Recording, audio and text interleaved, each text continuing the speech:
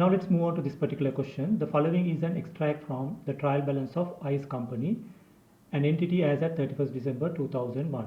So we'll assume as 2001. You are given the trial balance, the revenue 600,000 US dollars, inventory valuation as at 1st January 2001, this is the opening balance 24,000, purchases and other expenses 240,000 US dollars, carriage inwards. So what are these carriage inwards? And also you are given carriage outwards. Okay, so what is the difference between these two? So basically carriage inwards means it refers to the transportation cost incurred by business to bring goods or raw materials from a supplier's location to its premises. So these expenses are considered direct cost and are included in the cost of inventory or goods purchased. Further, the carriage inwards impacts the cost of goods sold and is recorded in the trading account, contributing to accurate inventory valuation and gross profit calculation. So basically, this cost is considered as cost of goods sold. This is basically to bring goods or raw materials from suppliers to the location of its premises. And on the other hand, carriage outwards refers to the transportation and delivery cost incurred by a business when shipping finished goods to customers. So these expenses include freight charges, packaging, handling fees and insurance during transit. So what is the accounting treatment? What is the accounting treatment for this? These carriage outwards are classified as selling expenses and recorded in the profit and loss account under indirect expenses. The impact is it reduces the net profit but does not affect gross profit or cost of goods sold. So therefore, this particular carriage inwards will affect the cost of goods sold, we say COGS, and the carriage outwards are basically selling cost, the delivery cost. So this will affect the net profit. Indirect expenses. Then you are given administration expenses as 180,000 US dollars, distribution cost as 75,000, and return inwards 500. This is basically sales return. This is sales return 500 US dollars. And also you are given inventory valuation at 31st December 2001 was 30,000 US dollars. And you are required, how should the following items be classified in the statement of profit or loss? Okay, so carriage inwards, as I told you, this should be classified as cost of goods sold. So therefore, it should be under cost of goods sold, cost of sales. Carriage outwards, it's a selling and distribution cost. So therefore, it has to be recorded under distribution cost. So this is a direct cost and this is an indirect cost. Then, using the information available, what was the ICE company's gross profit? Okay, so what is the gross profit for the year ended 31st December 2001? Okay, so how do you calculate the gross profit? We'll quickly move on to this. Okay, to calculate gross profit,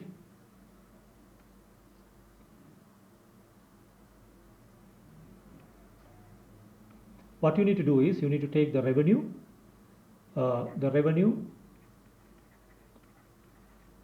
Revenue is 600,000.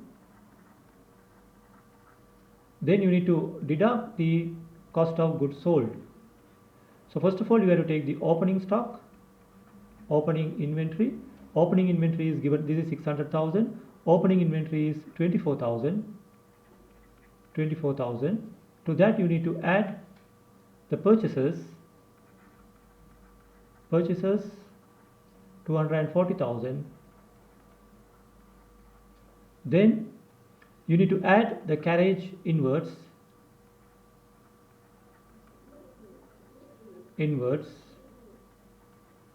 as this is relating to purchases, which is 2,000. Carriage outwards, it's an indirect cost, selling and distribution. Administration expenses under to calculate the net profit. Distribution cost also you need to consider there. Then the return outwards, this is the sales return. So therefore, from revenue you need to deduct the return inwards, which is 500, which is sales return. So you will get the net, which is 599,500. Then you have opening stock purchases plus carriage inwards. The total is going to be 266,000 less closing inventory. Closing stock is 30,000. So 30,000 we need to deduct, which is going to be 236,000. So that will be 599,500 minus 236,000, 363,500. So your gross profit is going to be 363,500. This is gross profit. So answer for this question is 363,500. Okay, so this is the correct answer for this particular question. The last question, using the information available, identify the adjustments required to gross profit in order to calculate ICE company's draft profit before tax. Okay, now before tax. Now from gross profit, if you deduct the other expenses like administration, distribution cost and carriage outwards. So first of all we will deduct admin cost, which is 180,000. Then distribution cost 75,000 and also carriage outwards 3,000. This is already taken. Okay, so these amounts you need to deduct. So when you deduct from this,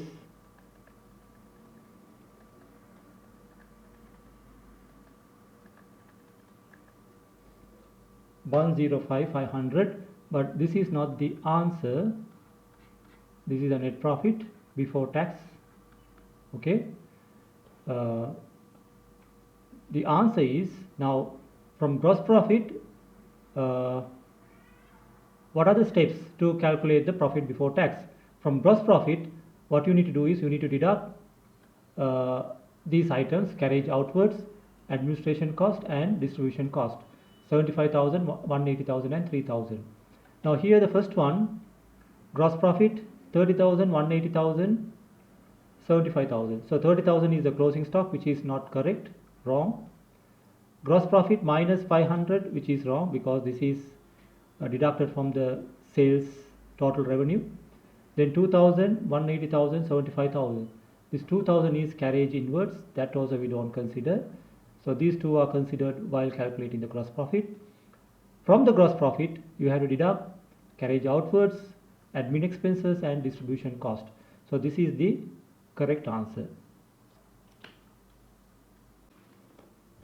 Okay, let's move on to the next question. You are now advised that on 1st April 2001, ICE company raised loan finance of 100,000, which will be repayable in a single installment on 31st March 2005. Okay, the loan was acquired in 2001 and it will be settled in 2005.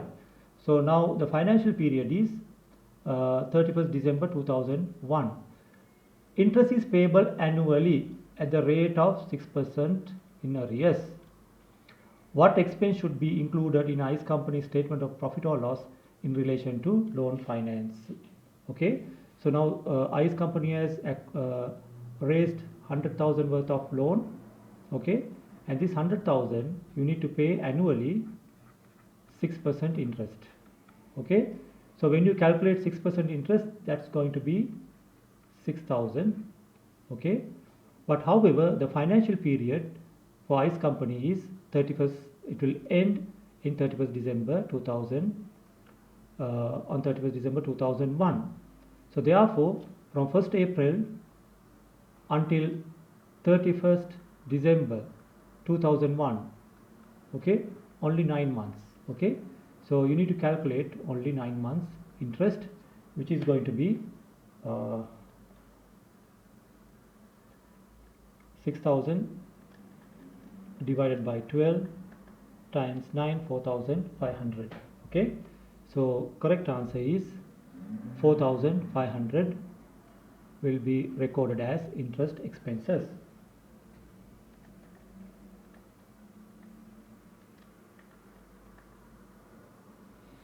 Then how should the loan be classified in the statement of financial position at 31st December 2001? Okay, in the financial position, in the balance sheet. So since this amount is going to be settled on 31st March 2005, it's a long-term loan. Okay, so long-term liability. So therefore, this will fall under non-current liability as of 31st December 2001. So every year, this will be shown as non-current liability until it was settled on 31st March 2005. So this is the answer for this particular question. Now let's move on to the task 3. On 21st January 2002, ICE company received notification from a customer that they had suffered injury as a result of using one of its products which had been purchased in December 2001. The customer made a complaint for compensation amounting to 5,000 US dollars, and ICE company legal advisors have advised that it is virtually certain that compensation will be required to settle the claim. Okay, so therefore there was a claim made by the customer which was 5,000 US dollars, and the legal advisors have advised it's going to be paid. It's virtually certain compensation. So therefore there is a non-liability. So non-liability has to be recorded as a liability. How should this matter be reflected in ICE company's financial statement for the year ended 31st December 2001? So it should not be recognized or disclosed in the financial statement. No, this is not correct. It has to be recorded. It should be disclosed only in the financial statement. No, not only disclosed, it has to be recorded. It should be recognized as a liability because it is certain that this amount is going to be paid in the financial statement for the year ended 31st December 2001. This is the correct answer. So now let's move on to task 4. Okay, let's move on to this particular question. ICE company is considering whether to undertake some work in relation to the freehold land and building that it owns. State whether each of the following costs should be capitalized as asset or treated as an expense. Okay, so based on these following transactions, we need to identify whether these will be recorded either as an asset or as an expense. First one, work to install additional high specification electrical power cabling and circuits so that additional plant and equipment can become operational. Okay, so in order to run this plant and equipment, okay, this is an integral part of the asset, which is electrical power cabling and the circuit, without which this cannot be operational. So therefore this will be treated as an capital nature expenses. Therefore this is treated as an asset. Replacement of some loose and damaged roof tiles following a recent storm. Okay, so these these kind of expenses are known as maintenance expenses. Okay, so therefore these are expenses, therefore it will be recorded as an expense. Repainting the factory administration office, this is also a maintenance expenses, so therefore this has to be recorded as an expense. Modification to the factory entrance to enable a large item of plant and equipment to be installed. Okay, so without which you cannot install this plant and equipment, without this entrance. So therefore it is part of the asset, so therefore this has to be recorded as an asset. You have now been provided with additional extract from ICE company trial balance as at 31st December 2001 as follows. Freehold land and buildings cost is given. The land cost is 70,000, the total is 120,000. So therefore building value should be how much? 50,000. Okay, so you are given the total, of which land value is given as 70,000. Therefore the building cost is 50,000. Freehold building accumulated depreciation 1st January 2001, which is 20,000. So usually we don't depreciate land, only building we depreciate. So the building accumulated depreciation as of 1st January 2001 is given 20,000. Plant and equipment cost is 120,000. Plant and equipment accumulated depreciation as at 1st January 2001 is 15,000. The freehold building is depreciated on a straight line basis over its estimated useful life of 50 years. Okay, so which means 50,000 divided by 50 years. So per annum it is going to be 1,000. The plant and equipment is depreciated on a reducing balance basis at the rate of 15%. There were no purchases or disposal of non-current assets during the year. Calculate the depreciation charge for the year which was included as an expense within cost of sales. Okay, now depreciation of freehold building, we calculated this one 1,000 per annum. However, the plant and equipment, which is 120,000, which is calculated on a reducing balance basis at the rate of 15%. So what you need to do is from 120,000 you need to deduct 15,000 to arrive at the written down value, which is 105,000. On that 15% will be the depreciation amount. So 105 times 15%, which is going to be 15,750. So 15,750. Okay. So this is the answer for this particular question. Okay, next question. You have been asked to help prepare the financial statement of Willow Company for the year ended 30th June 2001. You have discovered that several purchase invoices have not been recorded in the purchaser's day book. The total value of the invoice was 2,300, including sales tax, charged at the rate of 15%. Complete the following table to state the accounting entries required to record the invoice in the general ledger. Okay, now the total value of the invoice is given 2,300, which is including the sales tax of 15%. So this 2,300 is including tax. Therefore, to calculate the sales tax amount, what you can do is, since this 2,300 is including the tax, so what you can do is, to identify the tax component, you divide this 115 by 115 and multiply by 15. So that will be the tax amount, sales tax amount.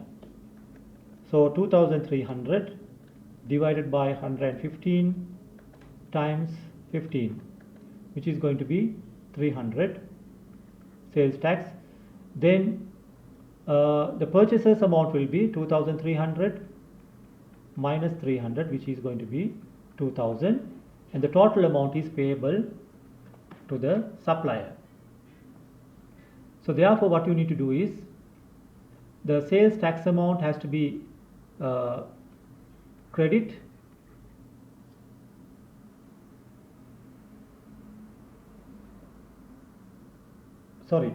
this one purchases. Therefore there is sales tax of 300, which you can claim. So you have to debit this amount. Then purchases, you purchased 2,000 worth of goods, you have to debit. Then you need to credit the entire 2,300 to the payable account. Okay. So this is the correct answer for this particular question. Complete the following statement relating to the omitted purchases invoices. Omitted. This is omitted.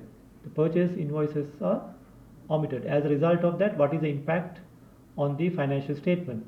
This accounting error will or will not result in the totals of the trial balance failing to agree. Okay, so since when you omit this entire invoice, it will not affect the trial balance balancing. Okay, so therefore the accounting error delete which does not apply, okay, will not result in the totals of the trial balance failing to agree. So this is the correct answer.